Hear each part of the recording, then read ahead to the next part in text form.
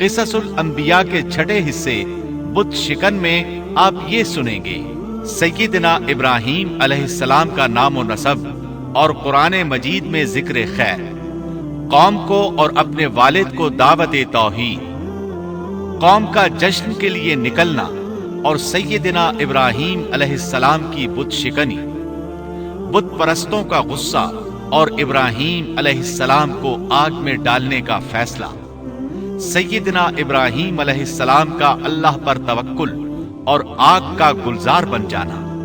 نمرود کون تھا؟ سیدنا ابراہیم علیہ السلام کا نمرود سے مناظرہ، شام کی طرف ہجرت، اہل شام کی ہٹ دھرمی اور سیدنا ابراہیم علیہ السلام کی مصر کی طرف ہجرت، سیدہ سارہ علیہ السلام مصر کے ظالم بادشاہ کی تحویل میں، سیدنا ابراہیم علیہ السلام کی ارض مقدس فلسطین کی طرف ہجرت اور سیدنا لوط علیہ السلام کی بستی صدوم کی طرف روانگی، سیدنا ابراہیم علیہ السلام کی سیدہ ہاجرہ سے شادی، سیدنا اسماعیل علیہ السلام کی ولادت اور ماں بیٹے کی ویران مقام پر آبادی، سیدہ ہاجرہ اور سیدنا ابراہیم علیہ السلام کا مکالمہ اور سیدہ ہاجرہ کا اللہ پر توکل کامل کا اظہار۔ اب ہم آتے ہیں سیدنا ابراہیم علیہ السلام کے قصے کی طرف، لیکن اس سے پہلے یہ وضاحت کر دیں کہ سیدنا ابراہیم علیہ السلام کے واقعے کے ساتھ چند دوسرے انبیاء علیہ السلام کے واقعات بھی وابستہ ہیں، مثلا سیدنا لوط علیہ السلام کا واقعہ، اس لیے کہ یہ سیدنا ابراہیم علیہ السلام کے بھتیجے بھی ہیں اور ان کے پیروکار بھی۔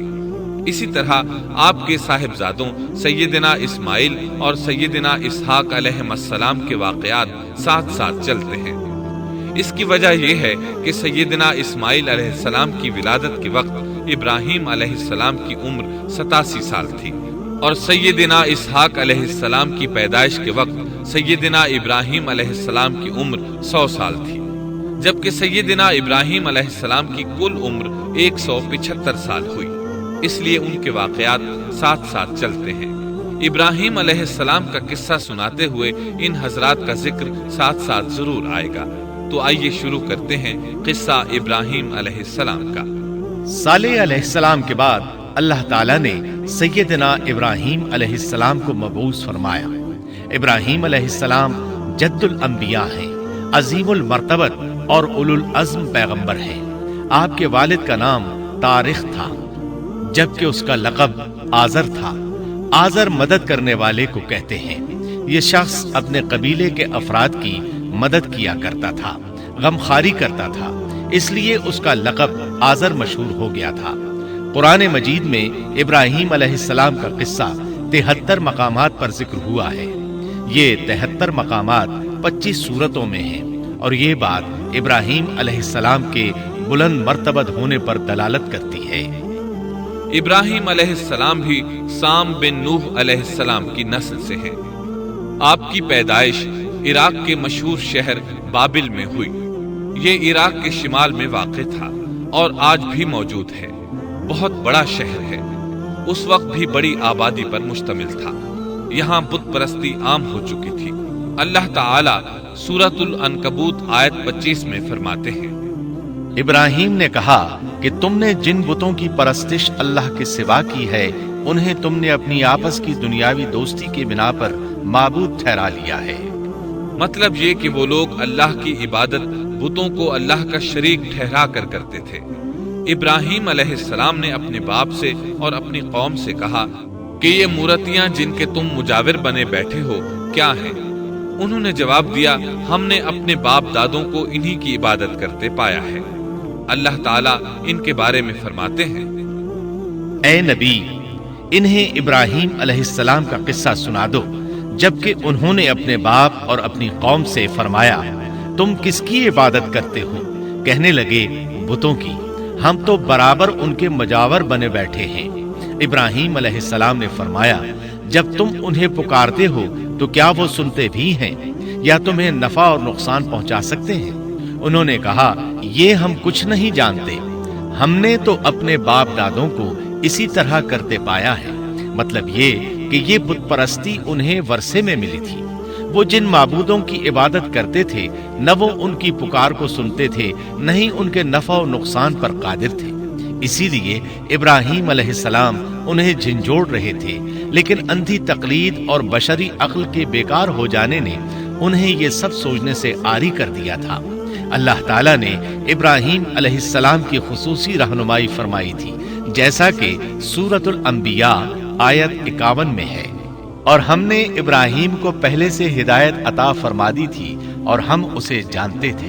इब्राहीम अलैहिस्सलाम ने कभी एक लम्हे के लिए भी बुतों की पूजा नहीं की थी।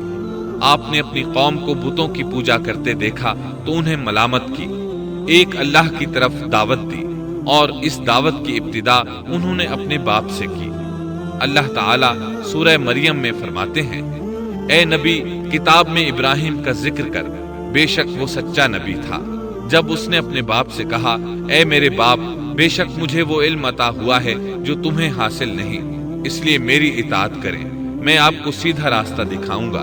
ए मेरे बाप, शैतान की इबादत न करें, बेशक शैतान अल्लाह का नाफरमान है। इन बुतों की इबादत गोया शैतान की इबादत है, इसलिए आपने इन माबूदों को शैतान से ताबीर किया।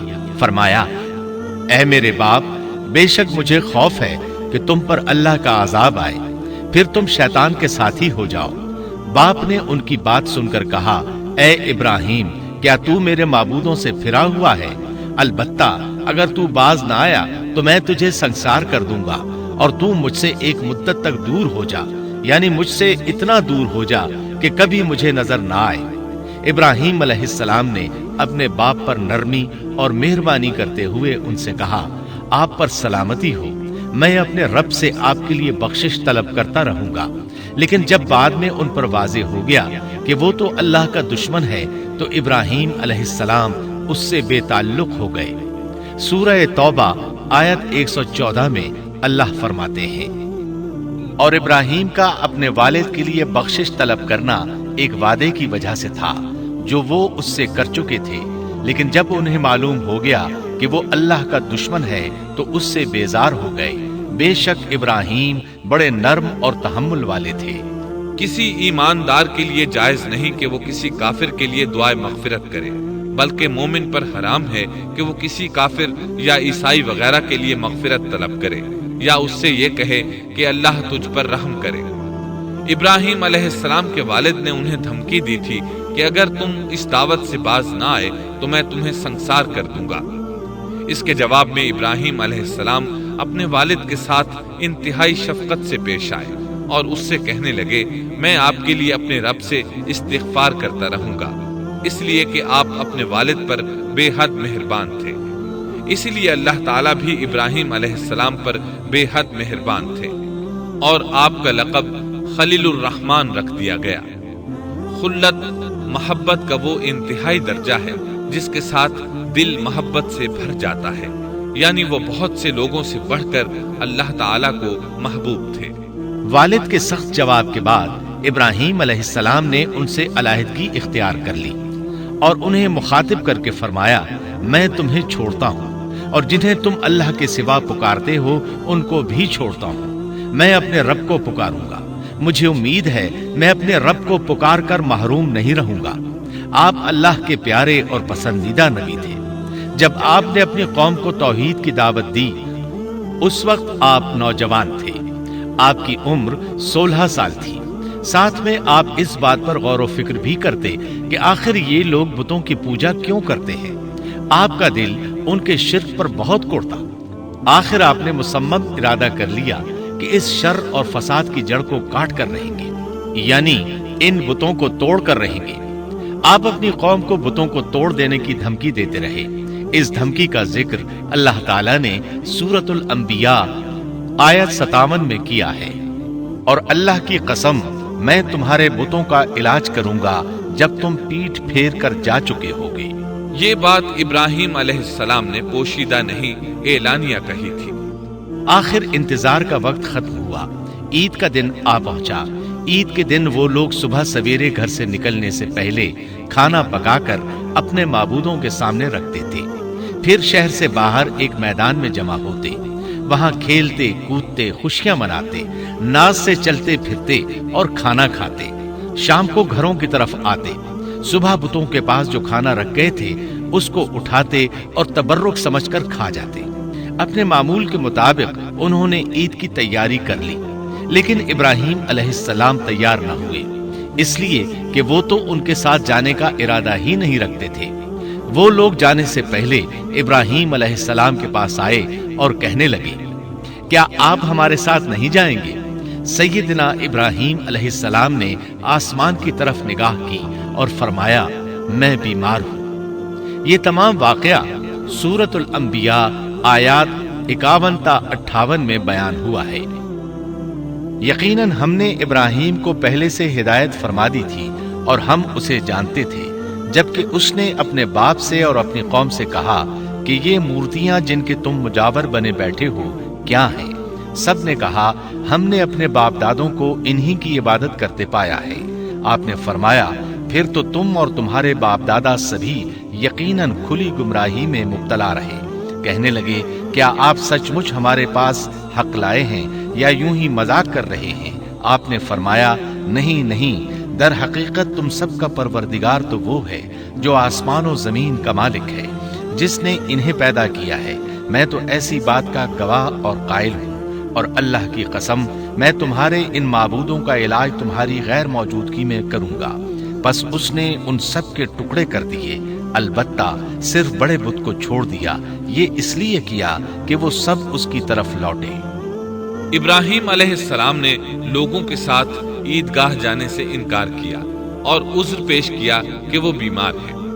वो लोग आपको छोड़कर चले गए। बाद में इब्राहीम अलैहिस्सलाम उन बुतों के पास गए, देखा कि उनके सामने खाना पड़ा है। चूंकि सब लोग खाना लाए थे, इसलिए ये खाना बहुत ज्यादा था, लेकिन उन झूठे माबूदों ने उसे खाना तो दरकिनार उसको छुआ तक न था। इब्राहीम अलैहिस्सलाम ने उन्हें मुखातिब करके कहा, ये इतना खाना तुम्हारे सामने पड़ा है, तुम इसको खाते क्यों नहीं? तुम्हें क्या हो गया कि बात तक नहीं करते?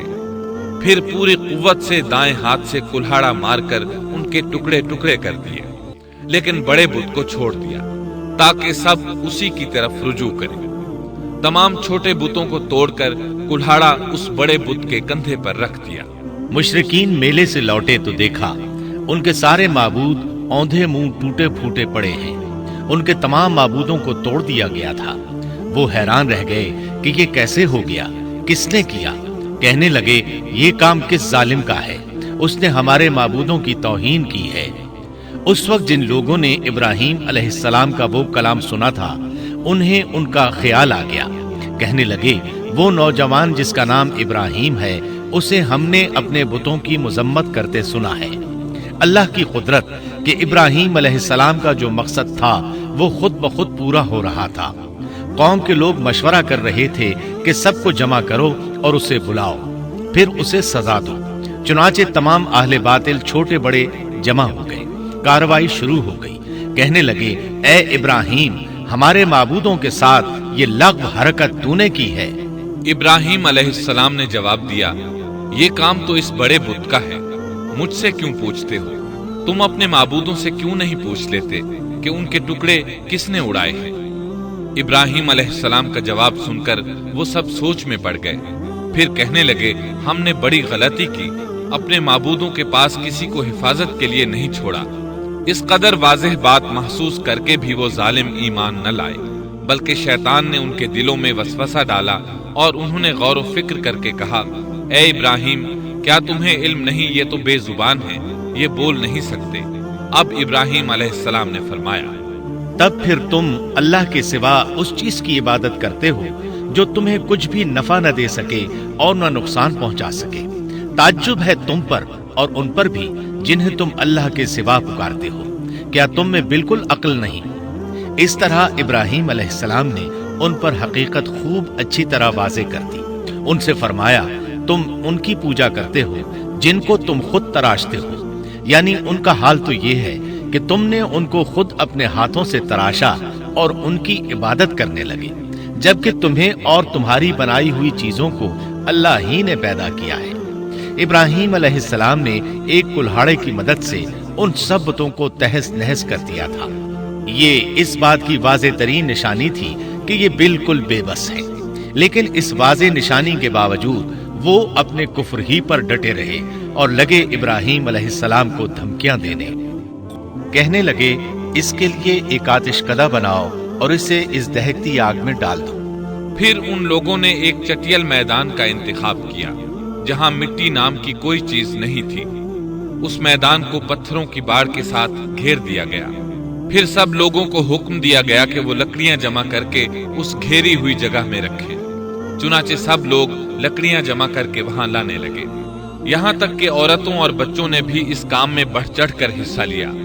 मैदान में इतनी लकड़ियां जमा हो गईं कि जमीन नजर नहीं आती थी। ये लकड़ियां जमीन पर एक ऊंची दीवार महसूस होती थी। फिर इन लकड़ियों को आग लगाई गई। जब आग के शोले आसमान से बातें करने लगे तो उन्होंने इब्राहीम अलैहिस्सलाम को आग में डालने के लिए एक झूला तैयार किया। इसमें सैयदना इब्राहीम अलैहिस्सलाम को रखा गया। उस वक्त आपने ये दुआ पढ़ी, हमें अल्लाह काफी है और वही बेहतरीन कारसाज है। ये कलेमा हर मोहताज और मुसीबत ज़दा को पढ़ना चाहिए। बुखारी में है, रसूलुल्लाह सल्लल्लाहु अलैहि वसल्लम ने फरमाया, हस्बुनल्लाहु व निअमल वकील। इब्राहीम अलैहिस्सलाम ने उस वक्त फरमाया था जब उन्हें आग में फेंका जाने लगा था। मतलब ये कि हम अल्लाह ही पर भरोसा करते हैं, उसके सिवा हमारा किसी पर भरोसा नहीं। बाज रिवायात में ये भी है कि जब इब्राहीम अलैहिस्सलाम को आग में डाला जाने लगा तो जिब्रील अलैहिस्सलाम आए और कहा, ए इब्राहीम, कोई हाजत है तो मैं हाजिर हूँ। इब्राहीम अलैहिस्सलाम ने फरमाया, अगर तुम अपनी मर्जी से आए हो तो मुझे तुम्हारी कोई जरूरत नहीं।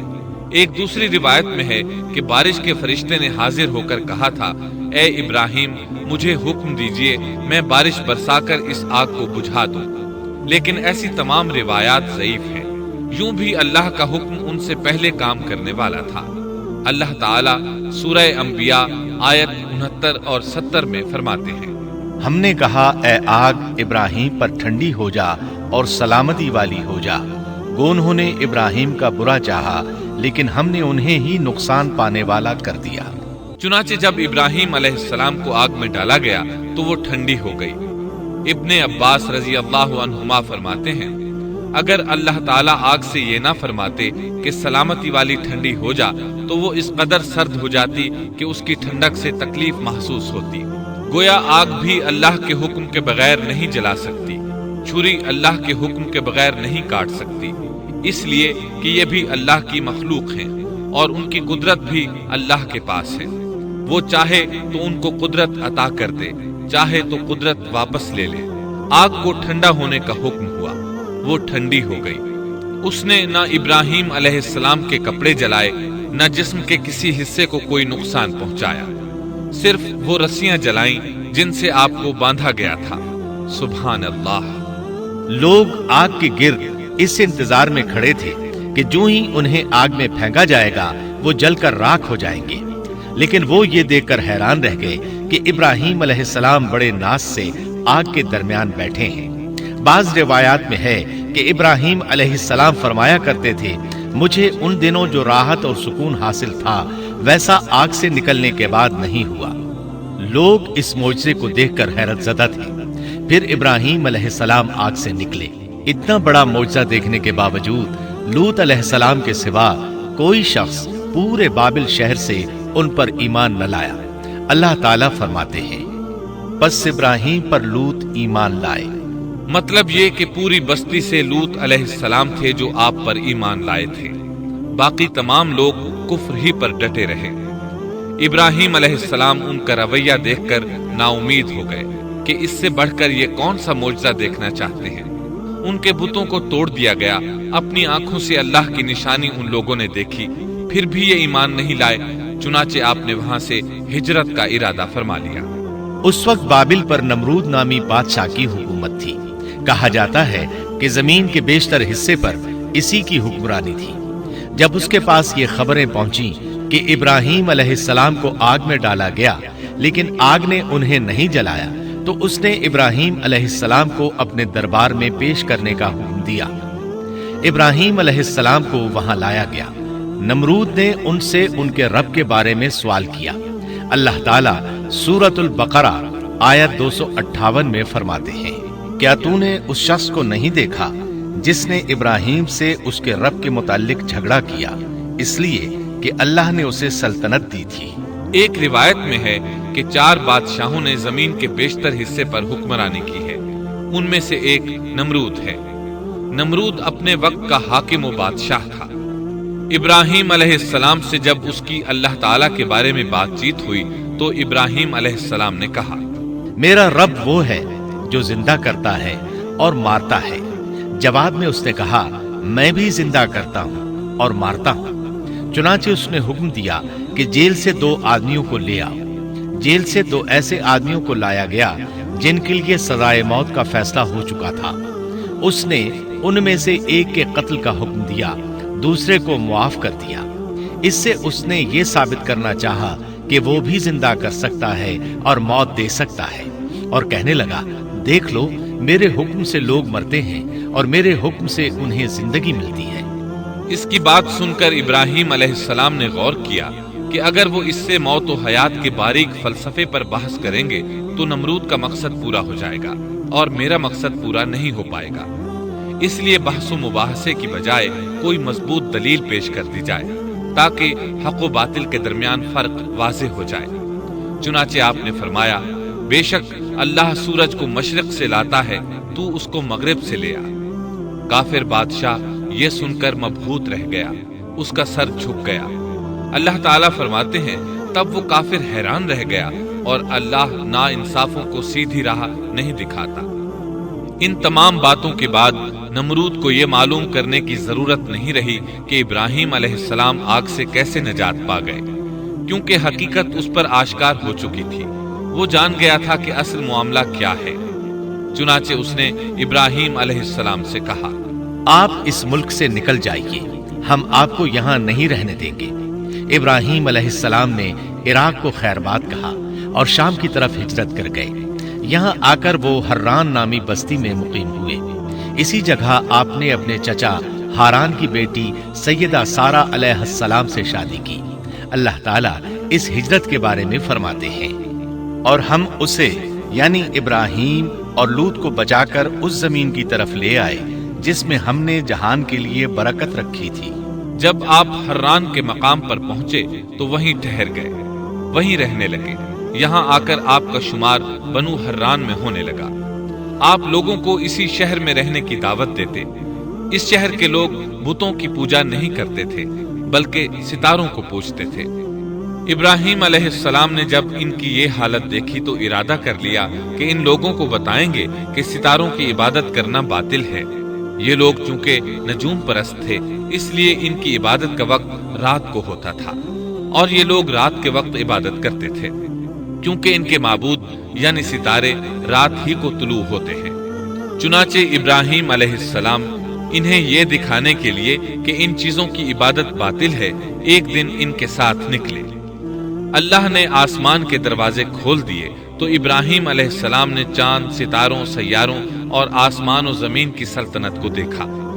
अल्लाह ताला ने इब्राहिम अलैहिस्सलाम से तमाम पर्दे खत्म कर दिए जो आम तौर पर लोगों की आंखों पर होते हैं, और उन्होंने वो कुछ देखा जिसे आज की रसदगाहें भी नहीं देख सकती। अल्लाह ताला सूरतुल अनआम आयत 75 में फरमाते हैं, और इसी तरह हमने इब्राहिम को आसमान और जमीन की सल्तनत का मुशाहदा करा दिया ताकि वो यकीन करने वालों में से हो जाए। बाज मुफस्सिरीन ने लिखा है कि ये सब कुछ अल्लाह ताला ने इब्राहिम अलैहिस्सलाम को इसलिए दिखाया था कि वो सितारों की परस्तिश करते थे। फिर अल्लाह ताला ने अपनी इबादत की तरफ उनकी रहनुमाई फरमाई। जिन मुफस्सिरीन ने ये बात लिखी वो गलती पर है, क्योंकि एक जलीलुल कद्र रसूल के मुतालिक ऐसा गुमान करना कबीरा गुनाह है। आसमान और जमीन की सल्तनत और दीगर मौजज़ात दिखाने के बाद अल्लाह ताला फरमाते हैं, आसमान और जमीन की पैदाइश यकीनन इंसान की पैदाइश से बहुत बड़ा काम है।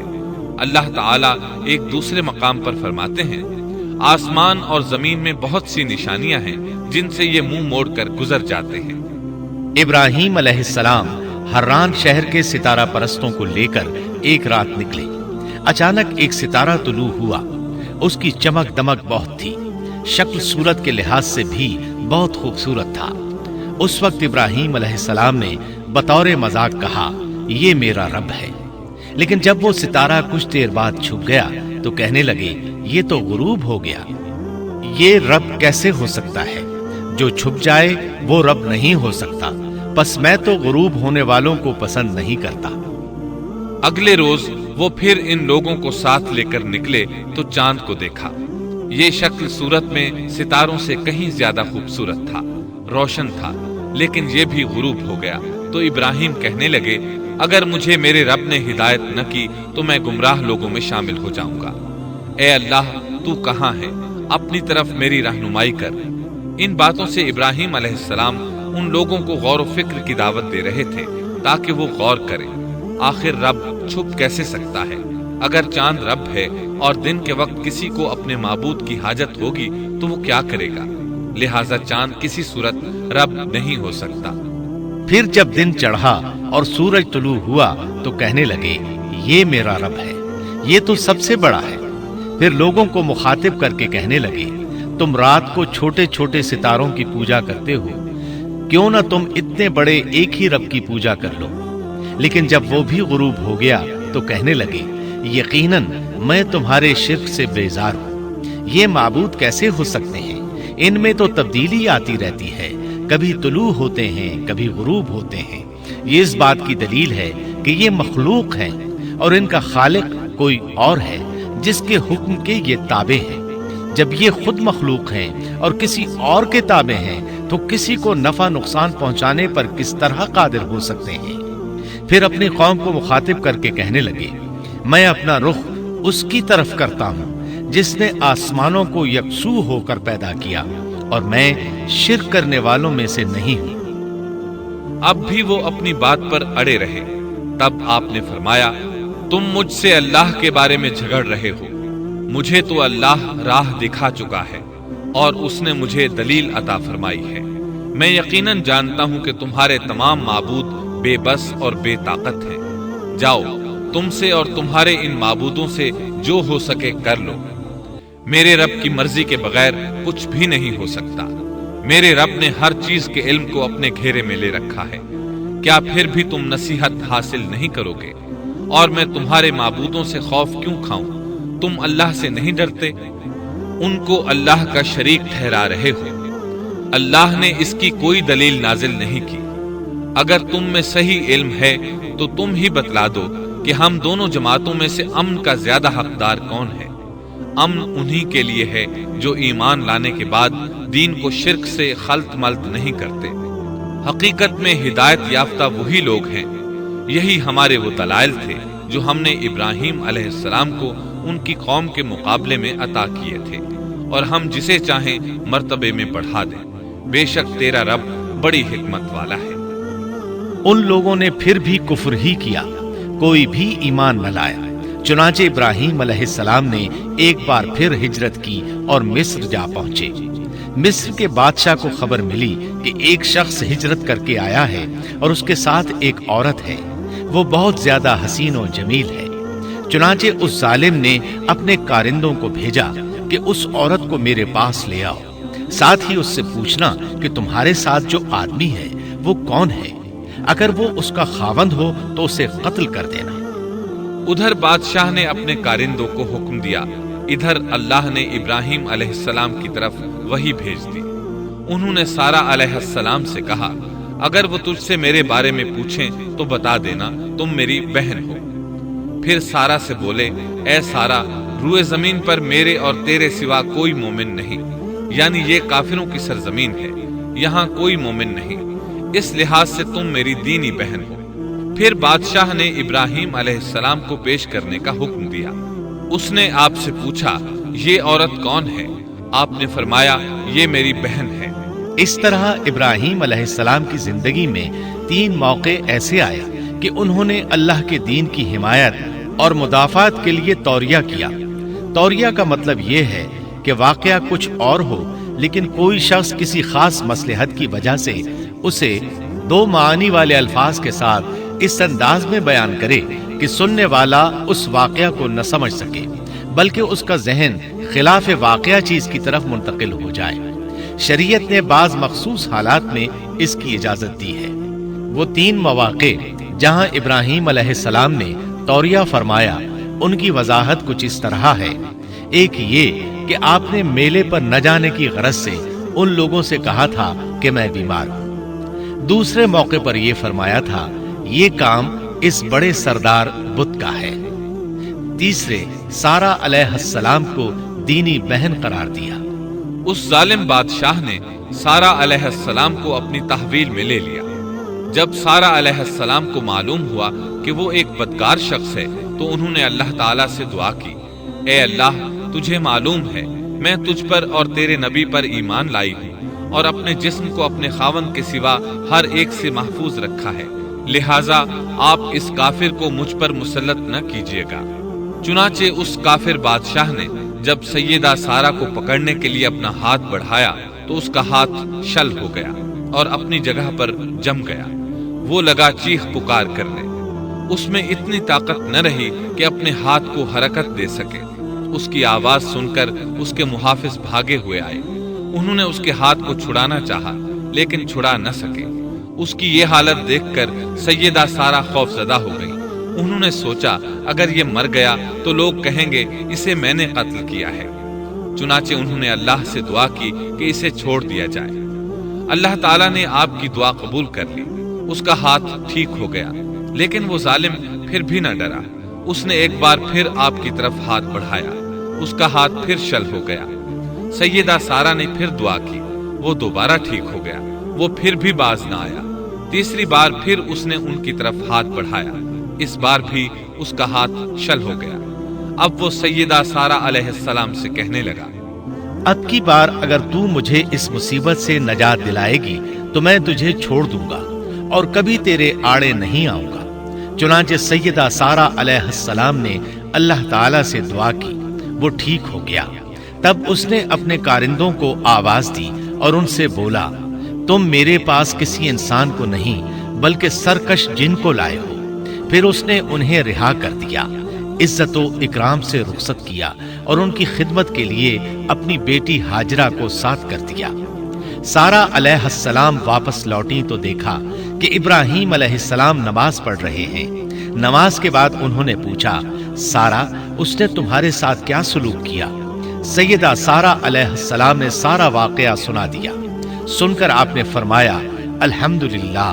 پھر بولے، اب ہم یہاں نہیں رہیں گے بلکہ واپس جائیں گے۔ چنانچہ آپ ایک بار پھر فلسطین میں آ گئے، وہیں اپنی زندگی بسر کرنے لگے۔ اب ہم آگے بڑھتے ہیں۔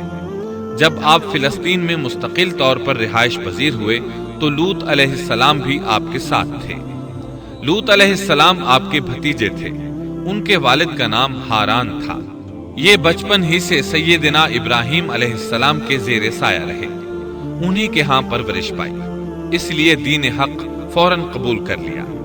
جب سیدنا ابراہیم علیہ السلام نے عراق سے شام کی طرف ہجرت کی تو یہ آپ کے ساتھ تھے۔ وہاں سے حران گئے، تب بھی ساتھ تھے۔ پھر مصر کی طرف ہجرت کی تو بھی لوط علیہ السلام ان کے ساتھ تھے۔ آخرکار جب آپ نے مصر کو بھی خیر بات کہا اور فلسطین آ گئے تب بھی یہ ساتھ تھے۔ اب ابراہیم علیہ السلام نے لوط علیہ السلام کو حکم دیا کہ وہ بستی سدوم کی طرف چلے جائیں، اس لیے کہ اس بستی کے لوگ کفر کی انتہائی گہرائی میں جا چکے ہیں۔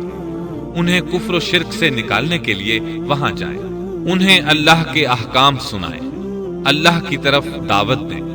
چنانچہ لوط علیہ السلام تو اس طرف روانہ ہو گئے اور ادھر فلسطین میں صرف 3 مسلمان رہ گئے۔ ابراہیم علیہ السلام، ان کی زوجہ محترمہ سیدہ سارہ اور سیدہ ہاجرہ علیہم السلام وہیں رہائش پذیر رہے اور لوگوں کو مسلسل اللہ کی طرف دعوت دیتے رہے۔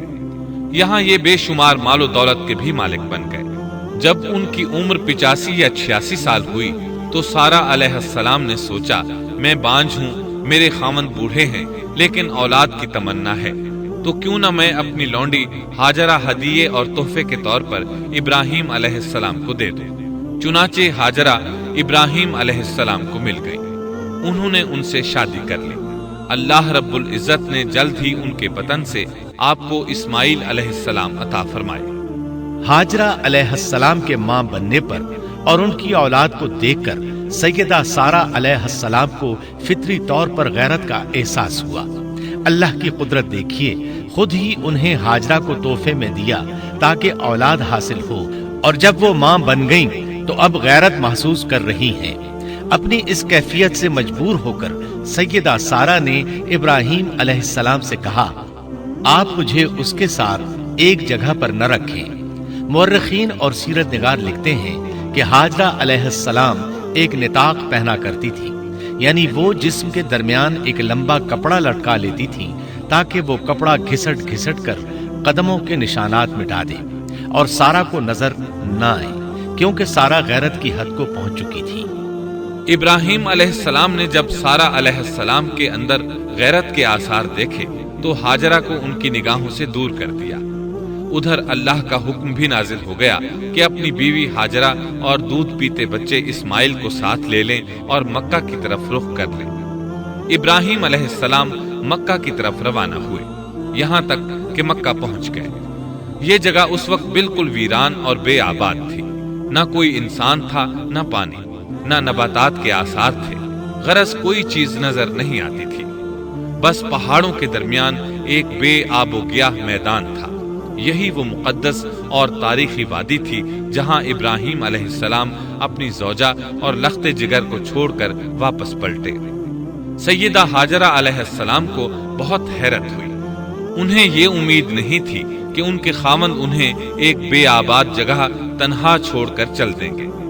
اس پر بچے کی ذمہ داری الگ تھی، چنانچہ انہوں نے ابراہیم علیہ السلام کو آواز دی، لیکن انہوں نے مڑ کر بھی نہ دیکھا۔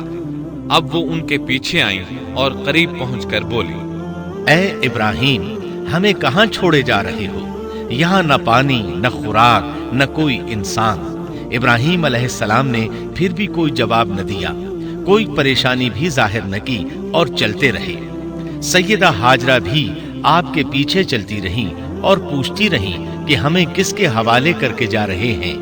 یہاں تو کوئی بھی جاندار نہیں، مکمل طور پر بے آباد علاقہ ہے۔ لیکن انہوں نے اب بھی کوئی توجہ نہ دی۔ آخر سیدہ ہاجرہ نے کہا، کیا آپ کو اللہ نے اس کام کا حکم دیا ہے؟ اب آپ نے جواب میں فرمایا، ہاں۔ تب سیدہ ہاجرہ بولی، اگر یہ بات ہے تو اللہ تعالیٰ ہرگز ہمیں ضائع نہیں ہونے دے گا۔ جب انسان اللہ کے احکام کو بجا لائے تو اس کے دل سے فقر و فاقے کا خوف نکل جاتا ہے اور اللہ اسے طرح طرح کے انعامات سے نوازتا ہے۔ انسان جب تک اللہ کے احکام کو بجا لاتا رہے گا تب تک اللہ کی نصرت اور اس کی تائید شامل حال رہے گی۔ چنانچہ جوں ہی ہاجرہ علیہ السلام کو پتہ چلا کہ انہیں تنہا چھوڑ جانا اللہ کے حکم کی بنا پر ہے تو فوراً یقین بھرے لہجے میں بولی، تب اللہ ہمیں ضائع نہیں کرے گا۔ یہ کہہ کر وہ اپنے شیر خوار بچے کی طرف پلٹ گئی۔ خوراک اور پانی چند دن میں ختم ہو گئے، پانی کا ایک قطرہ پاس نہ رہا۔ اب پانی کی تلاش شروع کی، لیکن اپنے لیے تو درکنار، ماں کو بیٹے کے لیے بھی پانی نہ ملا نہ خوراک۔ اب بچہ لگا بھوک سے بلکنے، خوراک نہ ملنے کی وجہ سے ماں کا دودھ بھی خشک ہو گیا تھا۔ عورت کتنی بھی باحوصلہ ہو اپنے بچے کو بھوک سے بلکتے نہیں دیکھ سکتی۔ اب انہوں نے بچے کو وہیں چھوڑا اور تیزی سے قریبی پہاڑی صفا کی طرف لپکی۔ اوپر چڑھ کر ادھر ادھر نظر دوڑائی کہ شاید کسی طرف پانی یا خوراک نظر آ جائے یا کسی انسان کی جھلک نظر آ جائے۔ جب کچھ نظر نہ آیا تو نشیب کی طرف چلی، ساتھ میں بچے کی طرف بھی دیکھتی جاتی تھی۔ نشیب میں پہنچی تو بچہ نظروں سے اوجھل ہو گیا۔ اس پر اور بے چین ہوئی اور بلندی کی طرف دوڑی۔ اس طرح مروہ پہاڑی پر چڑھ گئی۔ وہاں بھی چاروں طرف نگاہ دوڑائی لیکن کچھ نظر نہ آیا۔ خیال آیا کہ پھر کوشش کرنی چاہیے۔ اس خیال سے مروہ پہاڑی سے اتری اور صفا کی طرف چل دی۔ درمیان میں نشیب کی وجہ سے بچہ نظر نہ آیا تو دوڑنے لگی۔ اس طرح پھر صفا پر چڑھ گئی۔ اللہ اکبر! ایک تو عورت ذات کمزور، پھر بھوک پیاس سے نڈھال، اس پر کس قدر سعی اور کوشش میں مصروف، وہ بھی اپنے بچے کے لیے۔ بہرحال بار بار کوشش کے خیال سے انہوں نے صفا اور مروہ پہاڑیوں کے درمیان 7 چکر لگائے۔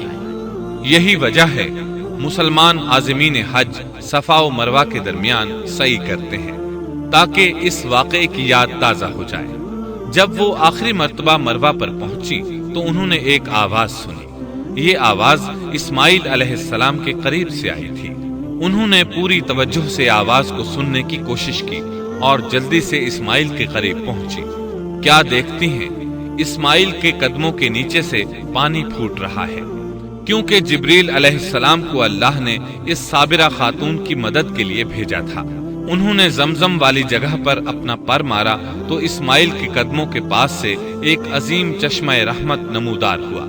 مستقبل کے پیغمبر کے قدموں کے نیچے سے اللہ نے جبریل فرشتے کے ذریعے زمین پھاڑ کر پانی نکال دیا۔ یہی آب زمزم کا آغاز تھا۔ ہاجرہ علیہ السلام پانی کو آنکھیں پھاڑ پھاڑ کر حیرت سے دیکھ رہی تھی۔ ان کی خوشی کی انتہا نہ رہی جب انہوں نے دیکھا پانی پھوٹ پھوٹ کر چاروں طرف بہ رہا ہے۔ زمین ہموار تھی، اس لیے انہوں نے زمین کو کھودنا شروع کر دیا تاکہ پانی ادھر ادھر نہ بہ جائے۔ پھر انہوں نے اس گڑھے کے چاروں طرف پتھر رکھ دیے اور زبان سے بولی، زم زم، اس کا مطلب ہے رک جا۔ نبی اکرم صلی اللہ علیہ وسلم کا فرمان ہے، اللہ اسماعیل کی والدہ پر رحم فرمائے، اگر وہ جلد بازی سے کام نہ لیتی تو زمزم ایک بہنے والا چشمہ ہوتا۔ لیکن انہوں نے اس کے گرد بند باندھ دیا۔ انہیں دراصل اس وقت پانی کی شدید ضرورت تھی، اس لیے انہوں نے پانی کو اپنے پاس جمع کر لیا تاکہ بہہ کر ضائع نہ ہو جائے۔ انہوں نے اسماعیل کو پانی پلایا، خود بھی خوب پیا، اور یہ اللہ تعالیٰ کی طرف سے ان کی مہمان نوازی تھی۔ وہاں کوئی اور انسان نہیں تھا، نہ کھانے کی کوئی چیز تھی، بس یہی آب زمزم ان کے لیے کھانے اور پینے کا کام دے رہا تھا۔ اب چونکہ زمزم ایک چشمہ بن گیا تھا، اس لیے پرندے بھی آنے لگے۔ انہی دنوں عرب کے قبیلوں میں سے ایک قبیلہ بنو جرہم یمن کو خیر باد کہہ کر اس طرف آ رہا تھا۔ یمن میں ایک بہت بڑا ڈیم تھا۔ پہاڑوں کے درمیان انہوں نے پانی کو روک کر ایک بہت بڑا بند قائم کر رکھا تھا۔ اس سے پورا سال آسانی سے کھیتی باڑی کرتے تھے۔ اس ڈیم کی بدولت ان کا آبپاشی کا نظام بہت اچھا تھا۔ جب اس ڈیم کو اللہ تعالیٰ نے توڑا تو تمام لوگ وہاں سے منتشر ہو گئے اور جزیرہ عرب کے اطراف میں منتقل ہونے لگے۔ وہیں سے ہجرت کرنے والا ایک قبیلہ بنو جرہم تھا۔ یہ لوگ بنیادی طور پر عرب تھے۔ یہ قبیلہ سفر میں رہتا، جہاں کہیں پانی اور چراگاہ نظر آتے وہیں پڑاؤ ڈال دیتے۔ جب وہاں خوراک ختم ہو جاتی تو آگے سفر شروع کر دیتے۔ چونکہ وہ بہت بڑے تاجر تھے، اس بنا پر ان راستوں سے خوب واقف تھے۔ انہیں چشموں کا خوب علم تھا۔ ملک شام کی طرف بھی ان کی آمد و رفت تھی۔ یہ قبیلہ بنو جرہم مکہ کے قریب پہنچا تو فضا میں پرندوں کو منڈلاتے پایا۔ کہنے لگے، ان پرندوں کی موجودگی میں ضرور کوئی راز ہے۔ اب انہوں نے اپنے کچھ آدمی اس طرف بھیجے۔ یہ لوگ جلد ہی چشمے تک پہنچ گئے۔ انہوں نے وہاں ایک عورت اور اس کے بچے کو پایا۔ پھر وہ لوگ ان کے پاس آئے، وہاں پڑاؤ ڈالنے کی اجازت مانگی۔ سیدہ ہاجرہ نے فرمایا، ٹھیک ہے، لیکن شرط یہ ہے کہ تمہیں اجرت ادا کرنا ہوگی۔ ان کے لیے یہ سستا سودا تھا۔ ان کے پورے قبیلے کو سامان زندگی مل رہا تھا، جبکہ صرف ایک عورت اور اس کے بیٹے کی ذمہ داری ان پر عائد ہو رہی تھی۔ انہوں نے فوراً حامی بھر لی اور وہاں رہائش اختیار کر لی۔ اس طرح یہ لوگ سیدہ ہاجرہ علیہ السلام کی معیشت کا ذریعہ بن گئے، اور اس طرح سیدنا اسماعیل علیہ السلام بنو جرہم میں پرورش پاتے رہے۔ انہوں نے ان لوگوں سے عربی سیکھ لی اور ان سے بھی زیادہ عربی دان بن گئے۔ فصاحت اور بلاغت سے عربی میں بات چیت کرنے لگے۔ پھر ان کی اس قبیلے میں شادی ہو گئی۔ ان کی اولاد سے عرب قوم کا آغاز ہوا۔ انہی میں سے سرور کائنات محمد صلی اللہ علیہ وسلم کی ولادت باسعادت ہوئی۔ بنو جرہم کی آمد اور آبادی ابراہیم علیہ السلام کی دعا کا نتیجہ تھی۔ جب انہوں نے اپنی بیوی اور بچے یعنی دو کمزور انسانوں کو اس ویران جگہ چھوڑا تھا تو یہ دعا مانگی تھی، ربنا انی اسکنت من ذریتی بواد غیر ذی زرع عند عند بيتك المحرم اے ہمارے پروردگار، میں نے اپنی کچھ اولاد اس بے آباد جنگل میں تیرے حرمت والے گھر کے پاس بسائی ہے۔ یہاں یہ سوال پیدا ہوتا ہے کہ کیا اس وقت بیت اللہ کی تعمیر ہو چکی تھی؟ درست بات یہ ہے کہ اس وقت خانہ کعبہ کی تعمیر نہیں ہوئی تھی۔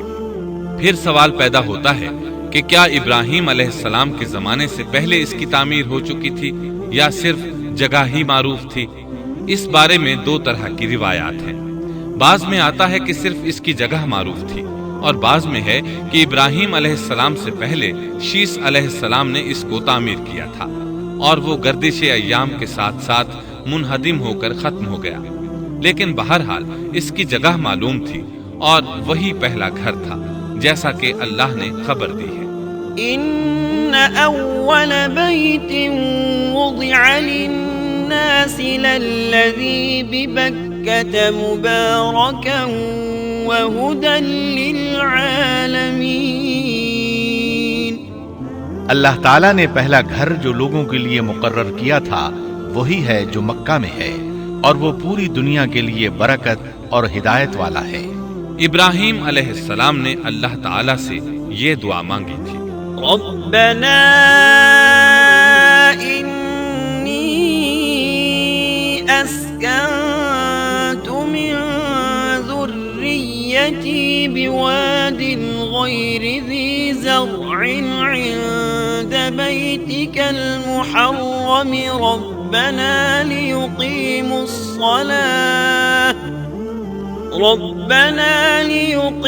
الصلاة فاجعل أفئدة من الناس تهوي إليهم وارزقهم من الثمرات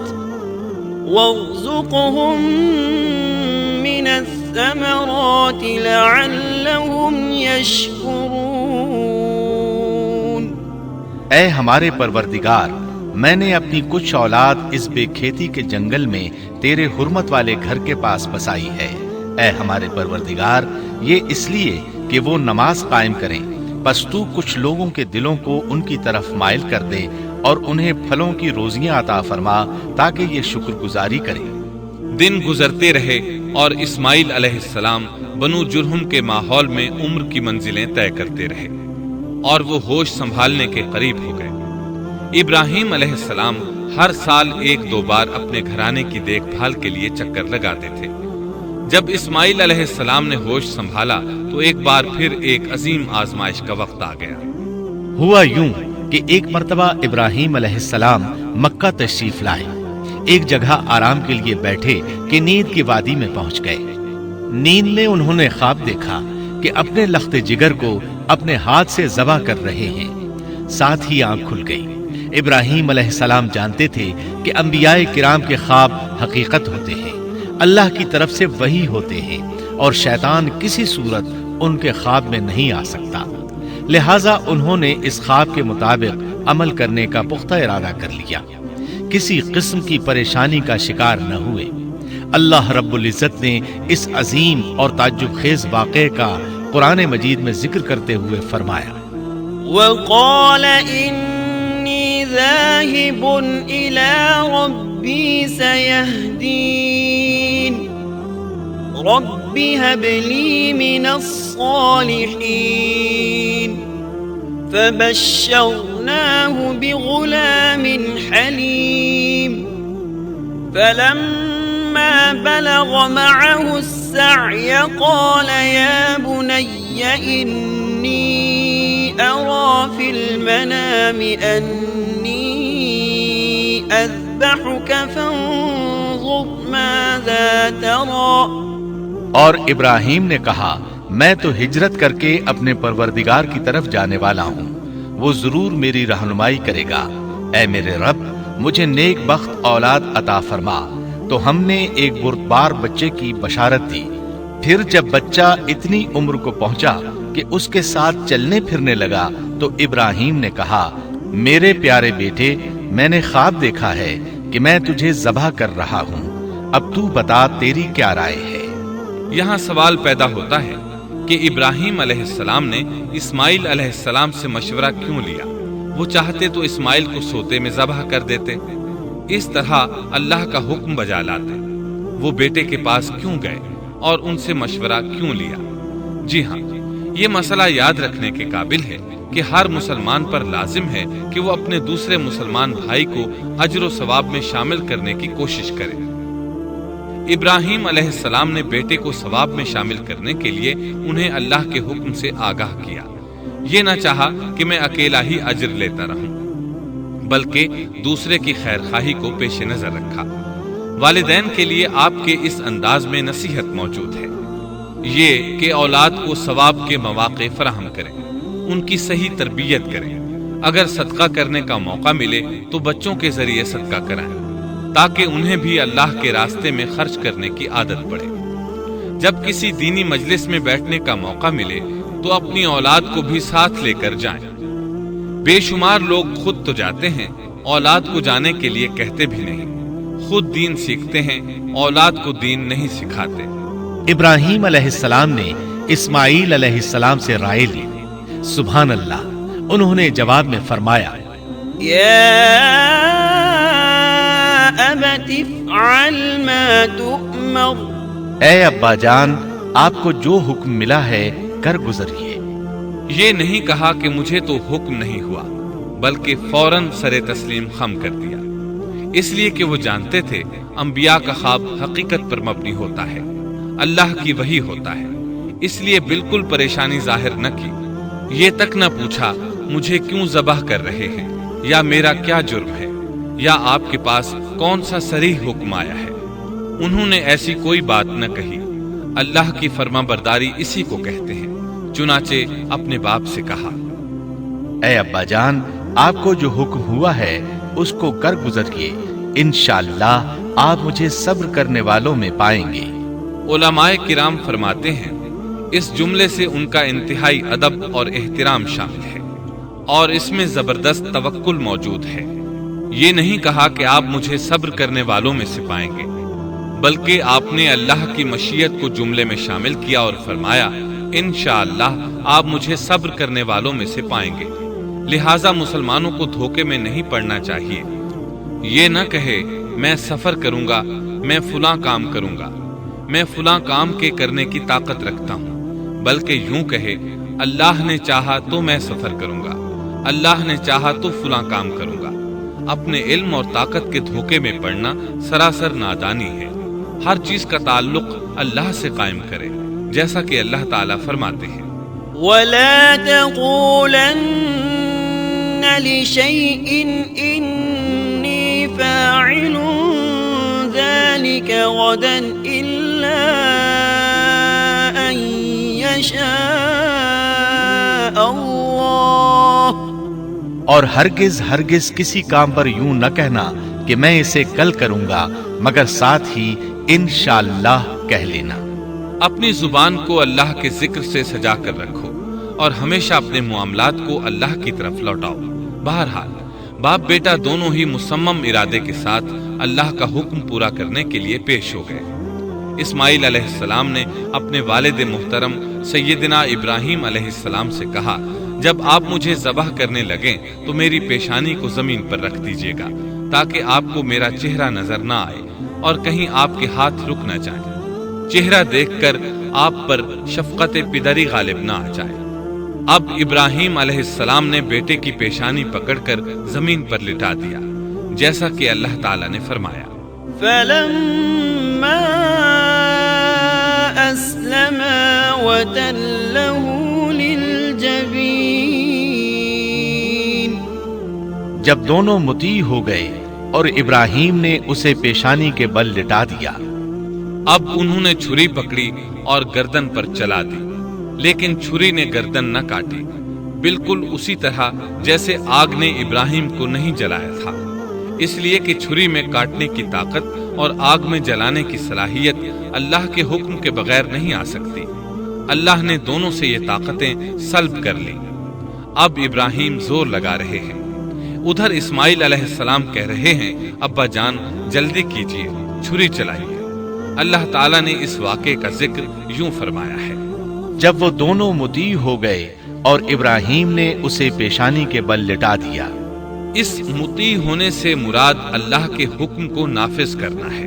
اب ظاہر ہے مطیع تو وہ پہلے بھی تھے، لیکن یہاں اسلما یعنی مطیع ہونے سے مراد کامل اسلام ہے۔ نہایت واضح اور حقیقی اسلام مراد ہے، اس لیے کہ کامل اسلام وہی ہوتا ہے جس میں بغیر کسی تردد اور توقف کے اللہ کے امر اور نہی کی تصدیق کی جائے۔ یہ تھا حقیقی اسلام۔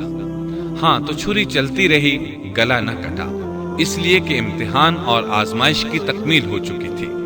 یہ بات ثابت ہو چکی تھی کہ اللہ کا حکم نافذ کرنے میں دونوں پوری طرح کوشاں ہیں۔ اللہ تعالیٰ بھی فرما برداری ہی کا صلہ عطا فرماتے ہیں۔ چنانچہ آواز آئی، ہم نے اسے پکارا، اے ابراہیم تو نے خواب کو سچ کر دکھایا، یقیناً ہم اسی طرح نیکوکاروں کو جزا دیا کرتے ہیں۔ یقیناً یہ ایک کھلی آزمائش تھی۔